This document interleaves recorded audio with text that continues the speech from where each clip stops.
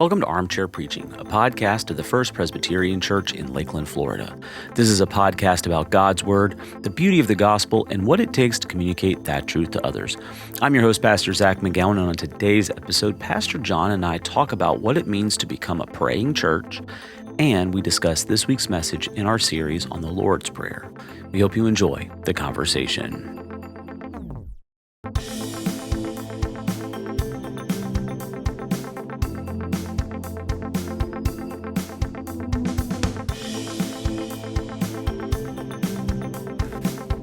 Welcome back, everybody, to Armchair Preaching, week number 4 in our series. This is the fourth petition. So it's easy to know what week we're on because we can go through the how many things? Our Father in heaven, that sort of thing. So we're in a Lord's Prayer series. And we're, what number is the podcast is this one? We're closing in on 190. We're not quite there yet, but we're closing in on 190. All right. Once again, I think 200 mark needs a big celebration. Yeah, I think I've said that we're at 187 like 3 times because every time I think we're at 187, we're not quite there. I think this might be 188, maybe something like that. But I do want to talk about this idea of prayer. Yeah. I was going through some of my old preaching notes from the last couple of years, and we've done quite a few series that have had a prayer focus. Yeah. This is, I think there's a third or the fourth one in the last 2 or 3 years that have been centrally focused on prayer. Was the prayers of Jesus, or we've done dangerous prayers, that sort of thing. So, and this is obviously, and that's not even including the one-offs that have been part of a series that have focused on prayer. And we were doing elder training. And for those that don't know, the elders of the church, they're not the old people in the church. They're the people that sit on our session, which is the governing board of our congregation. And we do training with them. And you started that last week. I was part of it this week.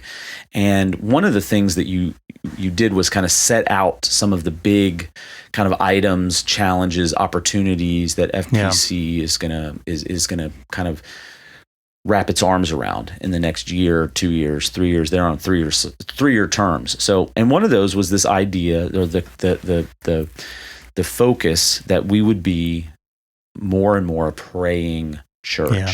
So I wonder if you talk a little bit about what that means for you as the pastor here at FPC, how you've seen us you've been here 5 years, how you've seen that shift and change and grow and morph, and what you think about for the future and for that. Yeah. Well, it's a good tie-in for the series we're in because Jesus is teaching us how to pray. So with this emphasis on being a praying church, why is that important? And what have we seen? I would say that part of what I would ask the elders to help us with is to become a praying together church. Praying together. Yeah. That we are, because I think I talk to lots of people. We both do talk to lots of people who have their own personal prayer time. Yeah. And I hope that we do, and I hope that continues. I hope that's meaningful. I hope that's vibrant. I hope that we have an ability to track over time, seeing how the prayers that we have been praying individually or matter. What's exciting to me is to think about praying together and then talking together about the things we've been praying about, and then being able to look backwards and be able to see the hand of God. Mm-hmm. A good example of this, on Wednesday evenings, we have a prayer group, and I've committed to being part of a group of people who do nothing but that's their only job is to pray together. One of the fun things we get to do every now and then, we do a little retrospective. We look back. Yeah. And we realized that things like, something more very recent was we had been praying for the last 8 weeks or so that whatever else happens with the presidential election cycle, that there would be a decisive winner. Yeah. We didn't want. We were praying that it would be pleasing to God and acceptable to God. That we would not have a contested or a tight race. That there would actually be a clear hanging chads. No hanging chads. State of Florida. No contested elections. None of that. And we felt like that. that the elections themselves, the way they came out, was an answer to that particular prayer for that particular outcome was an answer we had the answer to prayer was yes. Yeah. So to be able to see that, we've been praying for children's ministry to be able to see some transformation, some growth, some expansion in children's ministry. And we got to see that, yes, as well. Yeah. Now, there's plenty of times we were praying for something that was that we were hoping in our own human will would be an outcome, and the answer was clearly no. Yeah. That didn't happen. So we talked about that as well. So it's the idea that we can be a praying together church, and that be led as elders as a praying together church, and then be able to look back and in all of that praying together see the hand of God. Yeah. That's the part that excites me more than anything else. Is that we get to be excited. We get to be excited about the fact that God is not. He doesn't have his ears plugged on this. He's not avoiding us or ignoring us. He's actually listening to us. And there's something about praying together. And we talked about this before, is that you look in the scriptures, most of the time when you see prayer, they're praying together. Yeah. And so I want us to be those type of people, which sort of lends itself to the plural language that you and I both talked about this week. Well, and I was in our Agape Sunday school class and what I teach on Sunday mornings, and we have been over the last several lessons, probably 5 or 6 lessons, really focused in on Jesus praying in the Garden of Gethsemane. And we were talking about the content of the prayer and how Jesus addresses the Lord there as my Father. In Matthew's version, he addresses my Father. If it be possible, let this cup pass from me.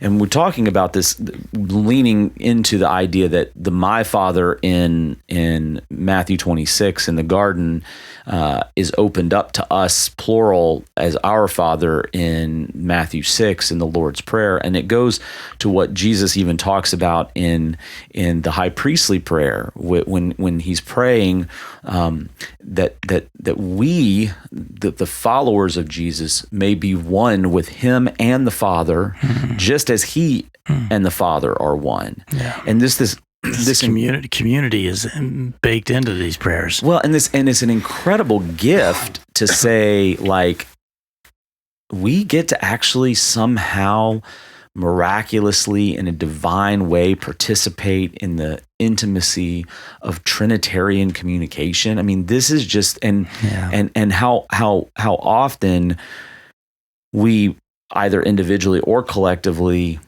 thumb our nose at that great gift. By not doing it. By not doing it. Yeah. Or we get so overly intimidated by that we think, I can't be a part of that. And I think that's one of the values in preaching on it regularly is to, this is going to sound very contradictory, right? But there's a little bit of contradiction here. So on one hand, it is this great and glorious and majestic gift that should be viewed with reverence and a sense of awe.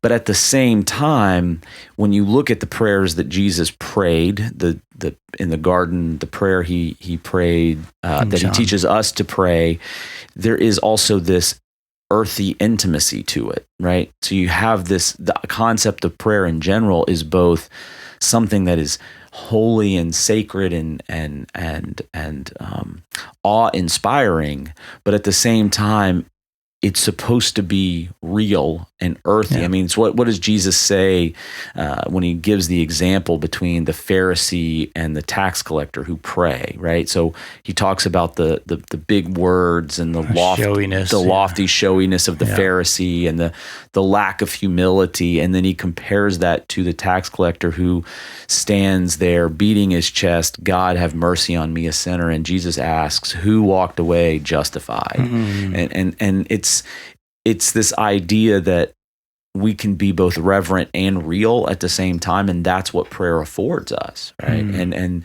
the call for us to pray together is also a call, I think, to pray intimately, but also powerfully, right? And so let me ask the question then. And you're getting at it, you're poking at it with what you're saying, and I'm just would be interesting to think for a few minutes together. If all of that is true, that we get the privilege of being able to be before the God of the universe, then why is it a neglected part of our spiritual life? Yeah, man, it's a question I think. It's a question I think we ask people all the time. I know you've probably asked people in group settings. I asked to the parent group. I've asked it to Agape. I've asked it to previous groups. Why do we neglect it so often? It's actually probably one of the spiritual practices I'm most best at because to me it is. I really can't, and I'm not the kind that has I don't get real formal about it. Lists or I do have lists. I do have those things, but I know people that they every morning they get up and it's 5 o'clock to 5:45 and they're on their knees and great. But that's not the way I pray it. But there's a constant conversation between me and God, and sometimes it's a frustrated, angry conversation, and sometimes it's a grateful, joy-filled conversation, and sometimes it's I'm very confused about this, God. You gotta show up. You gotta give some clarity, but it's a conversation, right? And I think some people don't know how to live in that tension, right? Between this reverent awe, like I'm speaking to the creator of the universe, but he wants me to. He desires for my good and his glory that I do it, but he's not looking for showiness here. He's looking for. Makes me glad that we're doing this series right now, because clearly that's what the disciples wanted as well. They had the same struggles as well. Yeah. So and it's not unusual for them to ask a rabbi to show us the patterns that the rabbi uses himself, and so they wanted to know how to pray. Jesus wanted to teach them how to pray. So it's a good tie-in, because it's just like one of the Sundays, I think maybe in the first Sunday, I did the five-finger prayer. The five-finger prayer, and people kept still coming up saying that was so helpful just to get a basic. So we could talk at length. I know we're going to move on to the next segment here. We could talk at length, and maybe worth coming back to again and again about what is the problem with prayer.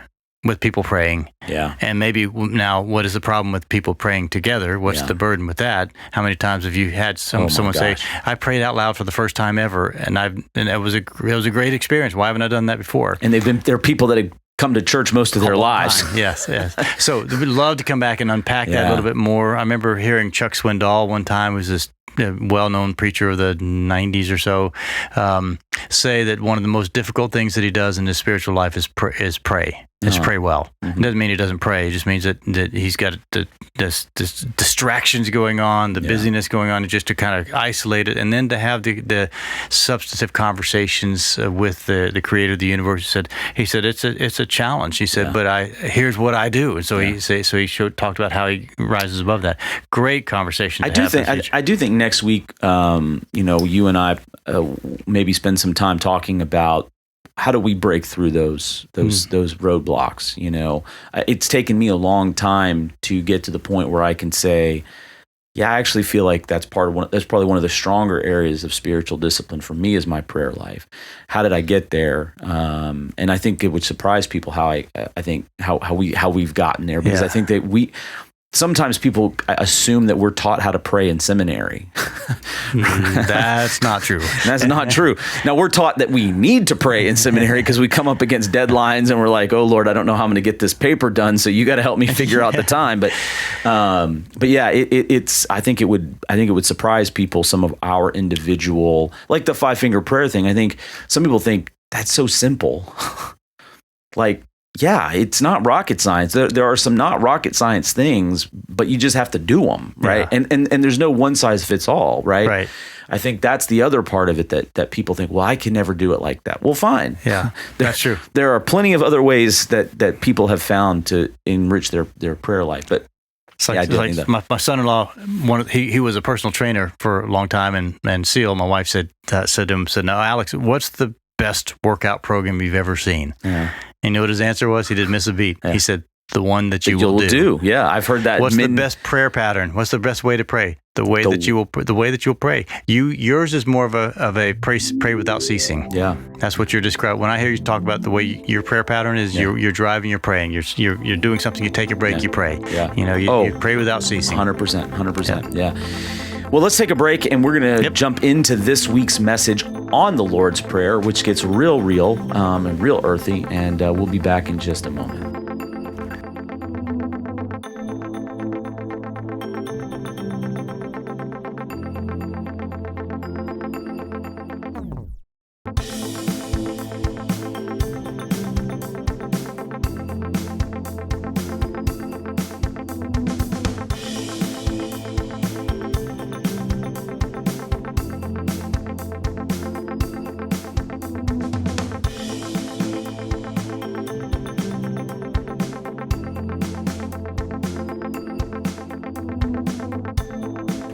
And we're back. And like we said at the top of the show, we are in week number 4 in this series on the Lord's Prayer. And we both talked about this transition, right?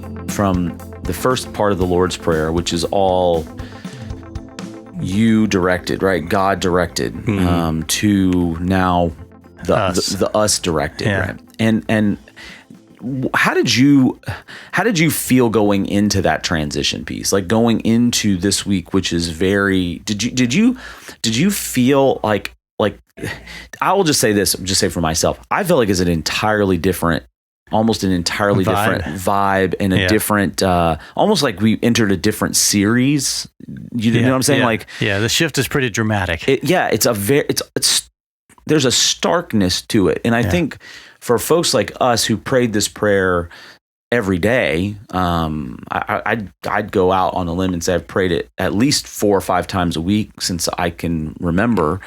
I never thought of it as being that stark of a change. How did you feel going into that? That's a good point. Even as you're saying that now, it makes me wish that I would have said that very thing out loud. Yeah.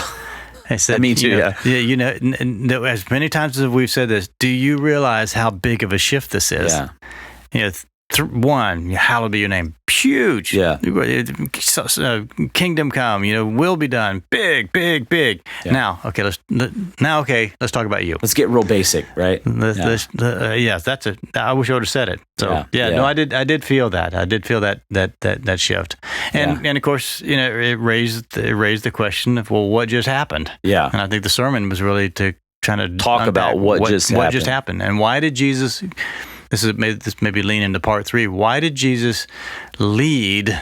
When he's gonna, let's say Jesus had in his mind that I'm going to have 3 things that are focused on God, and then I'm going to get to the people's needs. Yeah. Why did he lead with this one? Yeah. So what was there? What was the what did you find challenging about making this shift to this very basic, very human? I mean, because God does not want for anything. God has no needs in and of himself, but we do, and he knows that, right? So did you find a sense that there was what was the challenge point for you? For me, the challenge for this week was the cultural adaptations that we have made, that where we are culturally makes it really hard to enter into first century culture. When the hearers of this for the first time would not have been dealing with technology and transportation and all the amazing communications, all the amazing things that we have right now, and the affluence. Yeah. You mentioned it in yours. We are the rich. When you're referencing James 5, we are the rich. In our culture, there's been no culture. There's no civilization. The poorest person in this country is among the richest people who've ever lived. Yeah, and so just sort of aware that meant that our framework, or even our whole world view and how we see the world, our cultural way of seeing the world, is so wildly different than what the crowd would have had 2,000 years ago when Jesus was giving this address to this group of people. That was hard to me. That was a hard shift to make. And I only dabbled in getting responses. I think I did a little bit more of it in the live services. The idea that the distinguishing between the needs and the wants was really my unpacking of that. And I did a little bit more with that in the live services, but even that felt like it was just touching the surface of it. Yeah, and this is one of those sermons where it gets, and it did warrant, I think, and I think we both did this because we both spent a lot of time talking about the plural nature of the our Father and the give us. I think the part that was most challenging to me, which is that cultural piece, but it was really kind of getting people to think through the idea that the prayer is also a responsibility. Because so many of our folks and so many of the people that we preach to and preach for, and preach with, and include and we both include ourselves in this. When we pray, give us this day our daily bread, like that, it doesn't land personally for us, right? Because our daily bread is not in question. Well, you mentioned that with the feeding of the 5,000, and that literally it was the food for the day, for that meal, right? They didn't have food. There was no Wawa to stop by and pick up a burrito. No catering coming in, right? Catering coming in. The caterers not coming in, so there's no source of food, and nobody. And I love how you said it. Nobody knew this was going to take this long. Yeah, and so they didn't pack a lunch. Yeah, and so so it's just hard to imagine that. I mean, this would be the equivalent of if you didn't know where your next meal was coming from today. Yeah. Then you would have been more in the mindset of with the people who heard this for the first time than us hearing it today. Most of us hearing it today. Yeah, and I did a little bit with this because I appreciated you emphasized a lot more the difference between wants and needs, and I really emphasized a lot more between saving, hoarding, and daily trust. Yeah, which those are really connected, hand in glove, connected, because we are a culture, and I joked about this. We are a culture that plans and elevates saving and I wanted to make the point too that there's nothing wrong with that. Yeah. And in fact, the Bible talks quite a bit. If you read the Proverbs, the Proverbs talk a lot about the wisdom of saving and planning. Yeah. It's where do we put our trust? Do we put our trust in our plan, or do we put our trust in the giver who provides for the plan? Because if it's in the plan itself, just buckle up, because 2008 rolls around every once in a while, a couple times a generation, right? Where your 401k means no. And I didn't have that in the sermon, but I did have that in my notes, and I didn't talk about it. The bubbles burst, and then it becomes daily bread kind of talk, and that really is that's a push-pull in our culture, right? I wonder. That's a great tension, and I don't think I said anything on the recording, but I definitely said something in the live services that this message is not about. This isn't saying don't save, don't plan, don't have retirement funds, don't do any of the things. I said this is saying those are the things that are going to make it more convenient for you. Yeah, make life more convenient for you. That's not what's is in view with this prayer, but it did make me think about how people would receive this. How do people receive a message that says that don't worry about the things for tomorrow? Yeah. Because even though we said it, I said it in the live version, and you said it in the live version.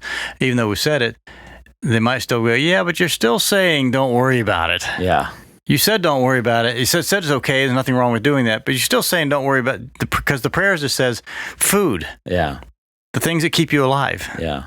So you kind of are saying don't. So that's the thing that's on my mind. It's like I'm saying both, and I'm just saying, and I think you said it this way. It's really saying, don't be consumed by that. Yes. Don't be defined by that. Yeah, because what we worry about when we really are worried, and I'm not talking about it's a thought and you're a planner or whatever, but when it become and I know you, I think we can identify the emotional border or the emotional boundary between when a thought and a plan becomes a worry and an anxiety, and then it begins to spiral out of control into what the Bible describes as idolatry, right? Mm-hmm. I mean, that's where it leads. It's not because And it's funny, I listened to your message. I was like, I wonder if you're going to do what I also did not do. And we didn't, neither one of us did it. We did not talk about what Jesus actually teaches about. Don't worry about, look at the lilies of the field. They neither spin them, and neither one of us did that. And the birds. In the live version, I actually referenced. Did you reference it? I was wondering if that was going to be the case, because I'm like, it's in the Sermon on the Mount too, and I had it in the notes, but I'm like, just to kind of pepper it with it. There's a number of scriptures that say, don't worry about tomorrow, like this prayer, like that in the Sermon on the Mount, and don't worry about what you wear, what you eat. But that was the lead in into the manna. Yeah, but even in that passage where Jesus talks about, the birds, they neither sow nor reap. They have, the Father knows what they need, but they do gather, right? They do go and they. It's not like you sit on the branches, wait for the food. That's right. It doesn't drop in their mouth, right? They do store food for the winter, so it's not even a matter of don't be.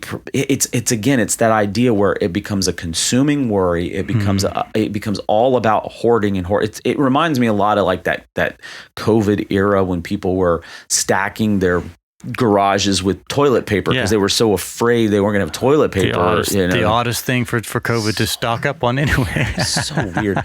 But there was I will admit there was an impulse in me. It's like, well, that would really stink not to have toilet paper. And we had people that came to church who were like, we didn't do that. We didn't have enough toilet paper. It's like, do you guys have toilet paper we can use? Yeah, because now everybody else took it, right? Yeah. But it is that boundary of where planning becomes idolatry, and that there's a wide kind of neutral zone or no fire zone where you begin to creep into that territory of idolatry. I was also aware that there's a fair number of people in our congregation who remember as being children during the Great Depression, and there are a fair number of people who've gone through the gas lines of the 1970s, and they've gone through the 2008 event that you were just talking about, and even COVID. They've experienced the limitations of their freedoms. They've experienced limitations of their of goods and services, rationings, things like that, gas rationings. Well, even the more recent inflation problems. The inflations of recent days. I talk to a lot of price of food these days. All you're aware that the possibility for more dire, more extreme, right there. Living out of this kind of passage is not that far off. Yeah. What they say, most people are 2 or 3 paychecks away from being on government assistance. Yeah. So it's not that far removed from most people's life. It's just that for most people, we're okay. Yeah. And even in those very situations, the answer was we're not that far from being government assistance. Guess what? There's government assistance. Right. And 2,000 years ago, there was none of that. So there was none. It's just hard to contextualize in a modern day setting, which is why I really love what you did at the end. It's like, not only is it's hard to contextualize the idea of truly the things that keep us alive. Yeah. That not only know that God will provide those things, but also pray so that you're in conversation with the Father about those things. And we're pretty far beyond that. That's why I love what you did at the end, saying, but remember that the hour part of this also comes with a responsibility. Yeah. So I only put that in my prayer at the very end. Yeah. So it wasn't that we who have much have the ability to make it life better for those who don't. Yeah. Well, to me, I thought it was so poignant and powerful for this particular Sunday. We were preaching on give us our daily bread when we had the Thanksgiving in a bags in the seats. Oh yeah, go put it into action. Because I'm like, dude, this is it. This is the application. And I didn't do this. I had this in my notes, and I'm like, man, this is one of those things that's easier to do in a Bible study, but making the connection between the concept of kingdom abundance, which I talked about when I talked about the kingdom, but kingdom abundance versus kingdom of scarcity. The kingdom of this world is a kingdom of scarcity, which tells us the lie that we have to hoard and hoard and hoard and hoard and hoard because there aren't enough resources, where the kingdom of God is a kingdom of absolute abundance. And we, who are citizens of the kingdom of God, live in the reality where God always provides for our needs so that we can be open-handed and generous with those who have needs and be the conduit of the kingdom abundance. I mean, and again, this is one of those cutting room floor kind of connection points, but I wish I had just leaned in and done it. But if you go back to the feeding of the 5,000 in Matthew 18, right? Matthew 18, right? He points to his disciples when they come to Jesus and say, "We need to send these people back. They don't have any food. They need to go back to the villages." What does Jesus say? You feed them. He points to the disciples. I mean, and I feel like that there's this moment where Jesus is, when we're praying, "Give us this day our daily bread," he's pointing back at us and saying, if you have your daily bread, then you find somebody to feed.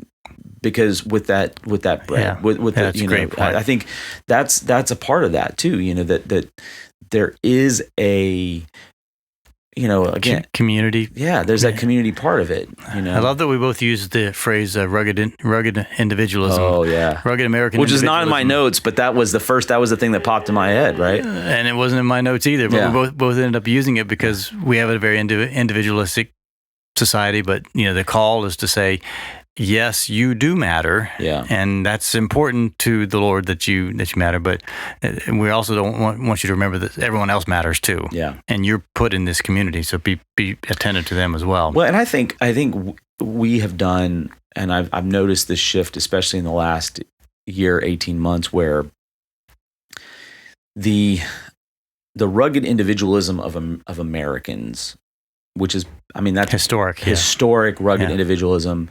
Illustrated by illustrated by the John Wayne movies of the 60s and 70s, and the Clint Eastwood kind of Tom Cruise hero on the white horse kind of things.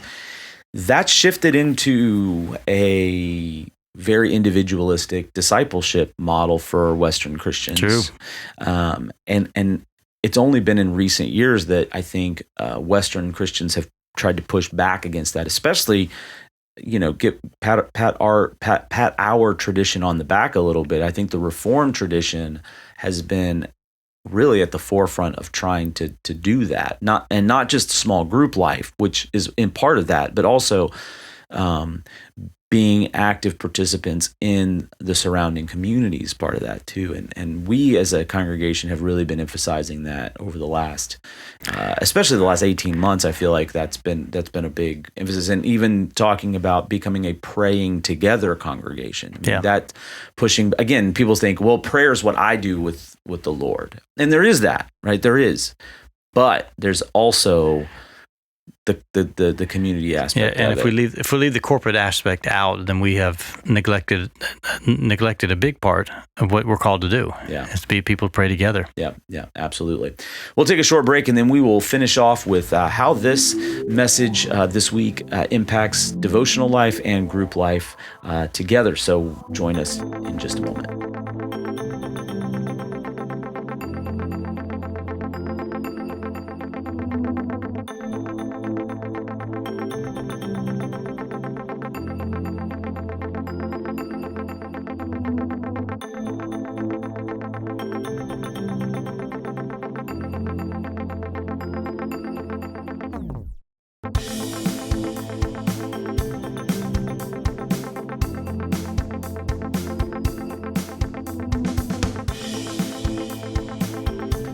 And welcome back, everybody. We'll close out this week, as we have been for the last several weeks, and how we close out every week, talking about how you can use this message in your personal devotion, going deeper questions in small groups as well. So, John, we actually had a small group that used this on Sunday, so they reached out. They reach out to us every other week saying, "Hey, help us out." So usually that means every other week on this Armchair Preaching, we're way prepared. We're much more prepared.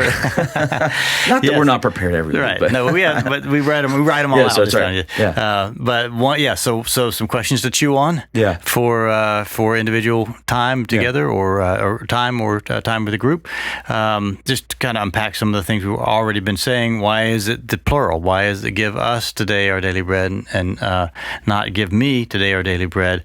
What is that plural all about? And so I think it's one thing to we're having some conversation about it now. The sermons had this in there as well. But talk together as a group. Maybe talk if you're on your own, just not in a group. Just talk with someone about it. Have you ever noticed that it's give us? Mm-hmm. I wonder what's that all about? Just unpack that yourself.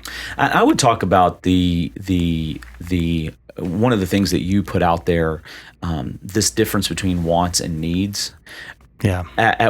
In a group setting, it'd be interesting to kind of talk through and discuss what are those things that we categorize as needs, but that really are more luxuries, more. I like the word you used, luxuries. Yeah, to me, it's really pointed. It's a pointed word, and I do that myself. I have to tell myself, that really is a luxury that you're able to do. This is really a luxury. So, but it's easy for us to turn luxuries into needs in our minds. Yeah, and so what are those things that we start to think of as needs, and yet are really luxuries, and why have we made that leap? I mean, what is it that makes something a luxury versus what makes something a need? It's like you talk about like people that say, I could never imagine buying a car that wasn't fill in the blank brand car, right? And it has to be brand spanking new, and like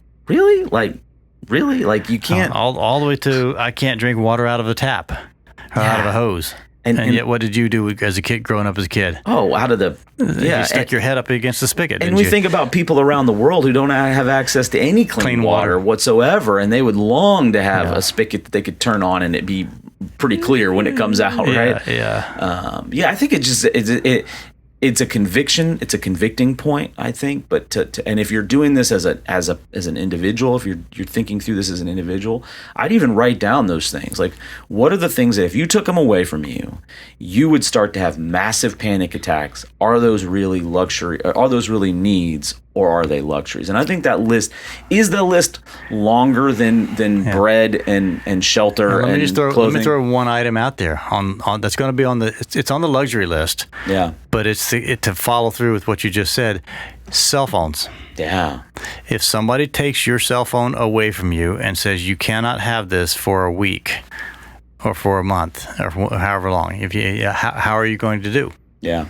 Is it and if which I suspect is the answer for most people, including probably you and me to some degree, it's like if that's going to be very disruptive to you, to the way that you're living right now, what is it telling you about your attachment to this? On the bad side, and there's some good, definitely some great parts about it. Man, we do so much work, so much communication, so much connecting with people through this. So it's the paradox of the spirituality of the cell phone in general. It's like it's both. It makes us closer than we've ever been and further away than we've ever been as well. So what do you make of all that? So that's a great conversation. Difference between luxuries or wants and needs.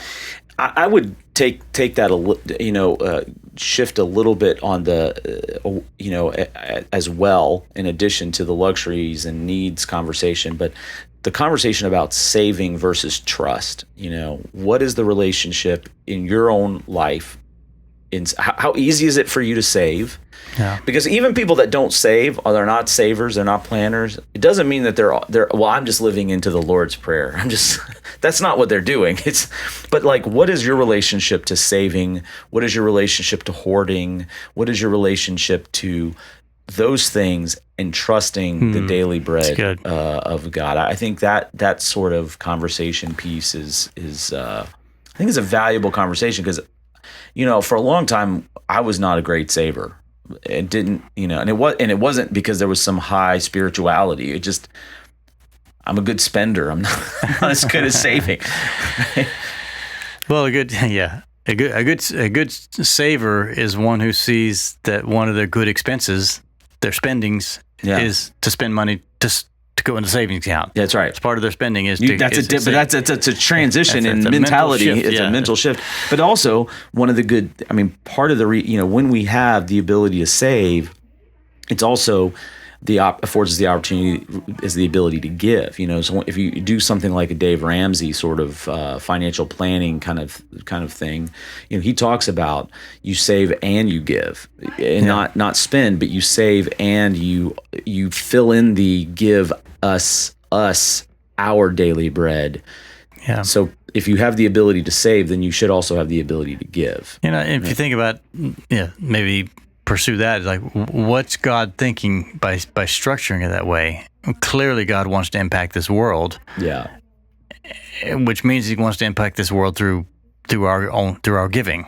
Yeah. So we get to be part of God's mission to this world, and we get to participate in that mission to this world with our financial giving, or whatever giving the daily bread looks like. So just connect that to the mission of God would be make sure we're clear on the connection between the mission of God and our own giving.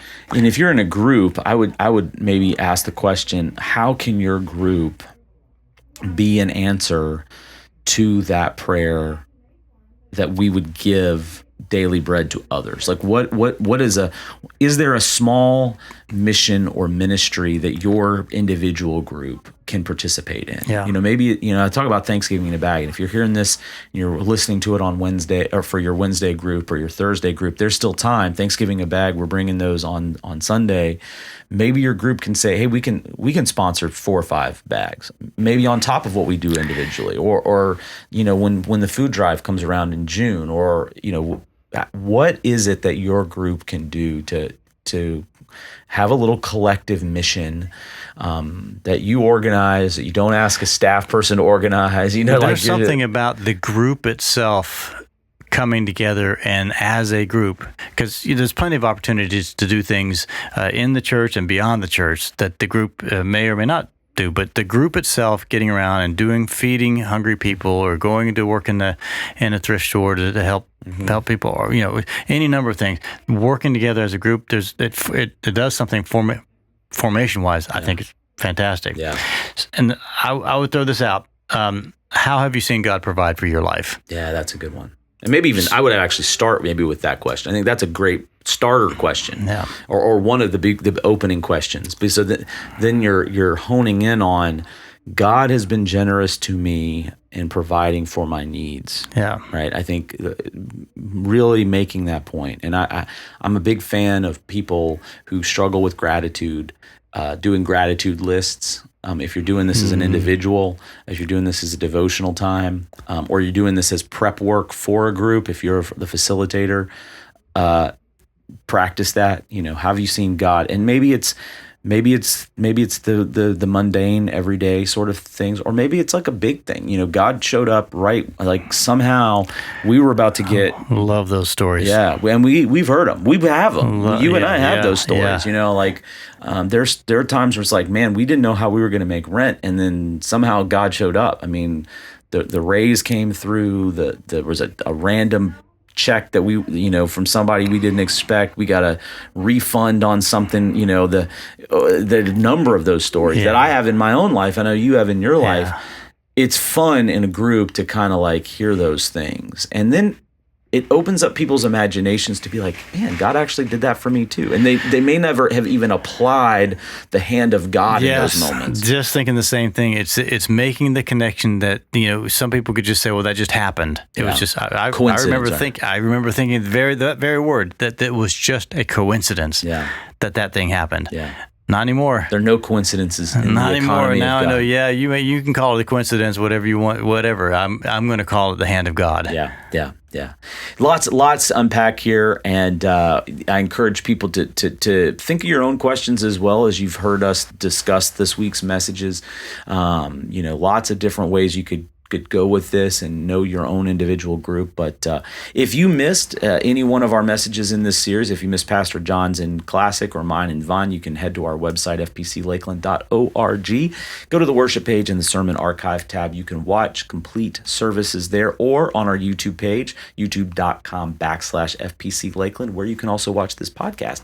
And you can also find us on the Church Center app. If you search for First Presbyterian Church in Lakeland, Florida, the sermons are all right there. Just one button page. right there on the homepage. as well. And wherever you're listening to this podcast, or if you're watching this on YouTube, make sure you hit the subscribe button and the bell icon so you can be notified when a new episode drops. It's a little weird. I'm talking into the camera because I know people can see it there too. So it's nice to be every now and then. Yeah, and be sure to share this with your friends as well. Put it on your social media and let people know how you found us, and it helps people with their discipleship as well. And like I said, now there's probably 4 or 5 groups that are using the podcast and the sermons as part of their small group curriculum. So without knowing it, we created small group curriculum. We weren't trying to, but it's the way God worked. Nice. It leverages what the Sunday experiences for the midweek experiences, and then taking deeper dives for everybody. This is a deeper dive. The Armchair Preaching is a deeper dive. But groups are a deeper dive as well. Putting it back in the community like we've been talking about. And I don't know about you, I've talked to some folks that do this in their groups, and they find that it gives them continuity from one Sunday to the next. Then they have like a jumping point sometime in the midweek, whether their group is on Wednesday or Thursday or Tuesday, or like the folks. And I'll just say this too.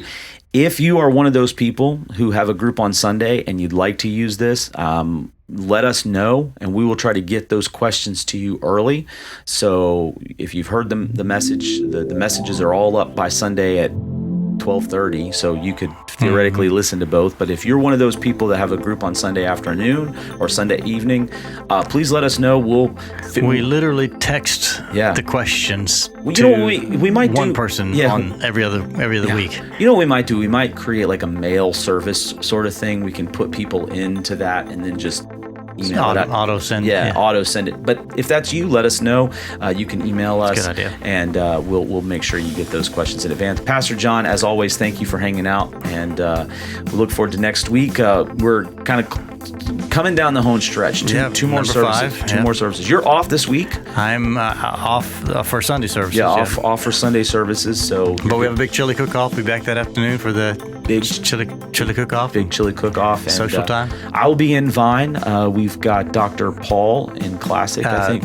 Is it Josh? Josh is preaching in Classic this week, and then Dr. Paul's closing out the series in Classic on the 24th. I'm in Vine this Sunday, and then Pastor John is going to be in Vine on the 24th to close out the series. These next 2 weeks are going to be on the challenging side, I think. We're talking about forgiveness and evil. Forgiveness and evil. So, anyway, I'm not going to give too much away. But Pastor John, as always, thank you for hanging out. It's good to be here. Thanks for doing this. Yeah, my pleasure. And thanks for joining us, everyone. Yeah, as always, we'll see you next time.